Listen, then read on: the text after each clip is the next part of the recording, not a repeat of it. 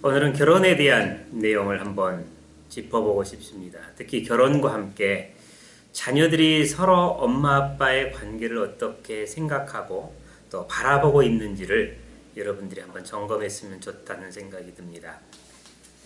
호세아서에 이런 말씀이 있습니다. 내가 내게 장가들어 영원히 살되 의와 공변됨과 은총과 긍휼히 여김으로 내게 장가들며 진실함으로 내게 장가들리니 내가 여호와를 알리라. 저는 이 말씀이 결혼하는 모든 사람들이 가져야 될 예물이란 생각을 해요. 건강한 신체, 매력 있는 모습, 또 필요한 재산, 든든한 직장이 결혼의 예물로서 또한 필요 충족 요건으로서가 아니라 하나님께서 이렇게 말씀하시는 것. 호세아서는 성경에서 가장 하나님의 사랑을 깊이 우리에게 느끼게 해주는 책이죠. 이 호세아서를 통해 하나님은 함께 사는 것, 결혼한다라는 것, 부부라는 것이 무엇인가를 우리에게 잘 알려주세요. 그 말씀 가운데 호세아서 2장 19절에 있는 내용이죠. 공의로 곧 지켜야 할 도리를 지키고 균형을 잃지 않고 높은 이로부터 받은 그 은총을 함께 누리고 또 상대방을 감싸주고 진실함 가운데 함께 하겠다라는 거예요. 여러분의 가정이 함께 부부가 어떤 모습으로 연합되어 있느냐, 이거는 아이들에게 사랑, 가정, 부부가 무엇인가를 알게 해줘요. 아이들에게 한번 물어보세요. 아빠는 무엇을 가장 사랑하는 것 같은지, 아빠는 엄마를 어떻게 생각하시는 것 같은지, 아빠는 엄마를 어떻게 대하시는지, 또 반대로 엄마는 아빠를 어떻게 대하고 있고 존중하는지, 그리고 정말 세상에서 가장 아빠를 사랑하고 있는지, 아이들의 눈으로, 자녀의 눈으로 그것을 한번 판단할 수 있도록, 이미 판단하고 있죠. 아이들은 다 생각하고 있어요. 질문하지 않아서 답하지 않을 뿐이에요. 한번 시간을 내서 아이들에게 물어봐 주세요. 엄마는 혹은 아빠는 내 엄마에 대해서, 너의 아빠에 대해서 어떤 모습을 가지고 있는지, 정말 우리가 사랑해서 사는 것 같은지, 그리고 여러분 자신 그 어떤 말이 나오더라도 그것을 통해 여러분의 가정을 한번 바꿔보세요. 세상은 갈수록 결혼이라는 것이 또 하나의 투자가 되기도 합니다. 그래서 얼마나 배웠고 얼마나 가졌고 얼마나 그 가문이 힘이 있는가를 생각하죠. 때로는 우리는 또 다른 것들을 봐요. 인격을 보기도 하고 그의 재능을 보기도 하고 보이지는 않지만 미래에 어떤 것이 있을 거라는 것을 가늠해 보려고 노력합니다. 그런데 우리가 결혼해서 살다 보면 그런 것들이 그렇게 큰 가치가 있는 것은 아니에요. 하나님 안에서 한 몸을 이루려고 하면 그거보다 훨씬 높은 가치들이 참 많이 있어요.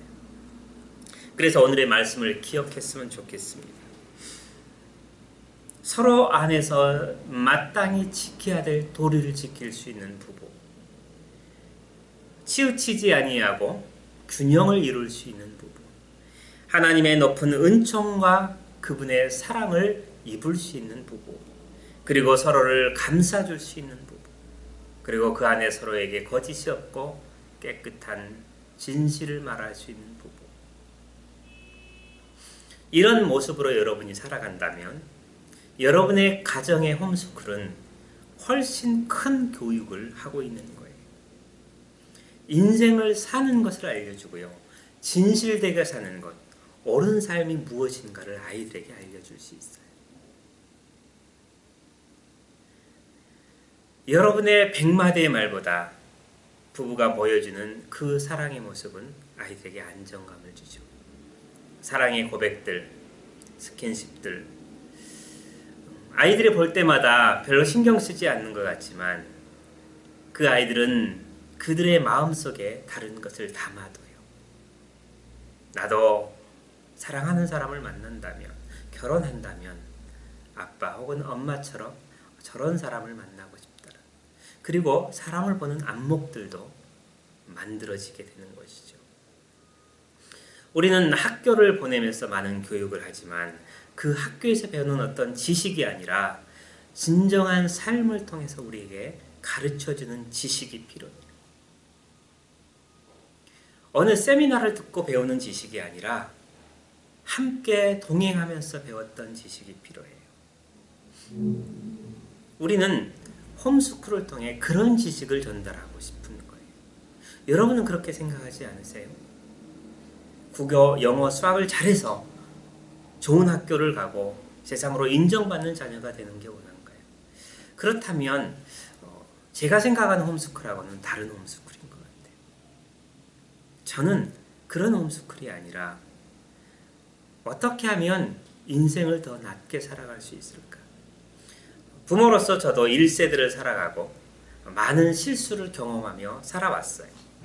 내가 그럴 때 그런 결정을 하지 않았다면, 이렇게 했다면 더 좋았을 것이라는 때로의 후회를 하기도 하고, 그런 과거를 이제는 되풀이하지 않기 위한 노력을 하기도 해요. 그러면서 조금씩 나아져 가는 것이죠. 우리의 자녀들이, 내 자녀들이 그것을 보고 저보다 더 나은 발걸음을 가기를 원해요. 무엇을 했느냐, 무엇을 이루었느냐, 얼마나 인정받는 자리에 있느냐, 얼마나 안정된 삶을 사느냐, 그것이 초점이 아니라 하나님 앞에서 옳은 인생을 사는가, 그분의 사랑받는 자녀로 살아가는 그 길을 선택할 것인가. 그러기 위해선 나의 모습은 어떤 모습을 보여줘야 될까라는 생각을 하죠. 저는 어떤 지식보다 그것이 크다고 생각해요. 그러나 지식을 무시하지는 않아요. 언어는 참 중요해요.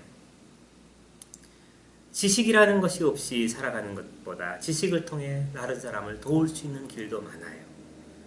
그것을 넣고 있거나 혹은 그것을 버리는 것은 아니지만, 그러나 그거보다 더 중요한 가치에 더 많은 것을 두기를 원하는 것이죠. 결혼은 성부, 성자, 성령 하나님이 존재하고 계시는 그 신비를 우리가 경험할 수 있는 정말 이 땅에서는 유일한 거예요. 한 몸을 이룬다라는 것, 하나로 연합되어 있다는 것, 성부, 성자, 성령이라는 세 분이 한 하나님이라고 일컬어질 수 있는 것, 그것은 온전한 하나를 이루었을 때만 가능해요.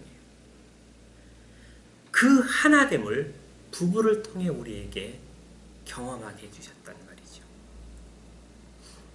그래서 부부는 소중하고요, 이 부부의 관계는 중요해요. 이것을 통해 우리는 또 다른 창조를 경험해요. 자녀가 태어나고요, 그 자녀들은 또한 그것을 보면서 자라나요. 여러분, 이 소중한 것을 우리는 자꾸만 놓치는 것이죠. 아이를 낳으면 알아서 잘 자라게 되고, 어느 정도만 신경 써주면 그 아이들이 커서는 스스로 해내갈 수 있어요. 그리고 각자의 인생을 살아간다는 생각을 해요. 그러나 하나님이 설계한 세상은 그러지 않아요. 하나님이 설계하신 것은 서로가 하나 돼가요. 서로가 그리스도 안에서 연합돼가요. 가정이, 부부가 하나 되고 가정이 하나 되고, 그것이 모아져서 교회가 하나 되는 것.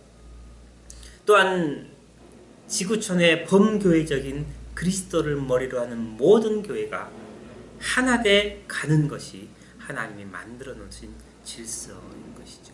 이것은 다 가정에서 시작돼요. 그리고 더 작게는 부부 안에서 시작되기 하는 것이죠. 여러분, 모든 사회 문제를 보세요. 혹은 교육의 문제를 보세요. 환경의 문제를 보세요. 그 뿌리는 다 가정에 있어요. 가정을 제외하고는 그 문제를 해결할 대안이 없어요. 많은 방법들을 제시하지만 결국 무너지는 이유는 가정이 바뀌지 않아요.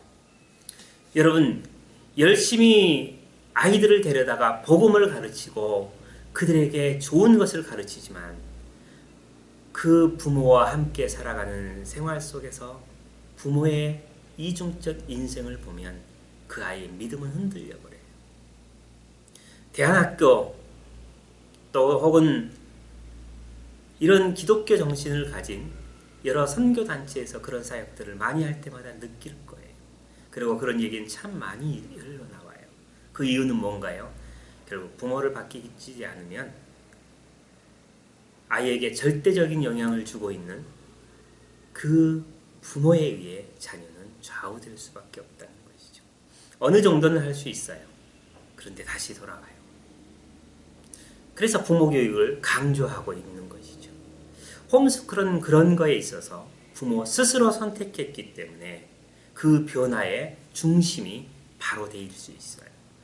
그러므로 부모가 어떤 결혼 생활을 영위하고 어떤 부부 관계를 만들어가고 정말 하나님이 요구하시는 그 길을 찾아가려고 한다면 그 자녀들에게는 가장 이상적인 가정, 안정되고 행복하며 때로는 어려움이 있어도 역경을 이겨나갈 수 있는 내면적 힘을 기를 수 있는 가정을 만들 수 있을 거예요. 여러분 오늘의 말씀을 잘 기억했으면 좋겠습니다. 호시아서 2장 19절 말씀입니다. 의의 의와 공변됨과 은총과 긍휼히 여김으로 내게 장가들며 진실함으로 내게 장가들니 내가 여호와를 알리라. 이 말씀 잘 기억했으면 좋겠습니다.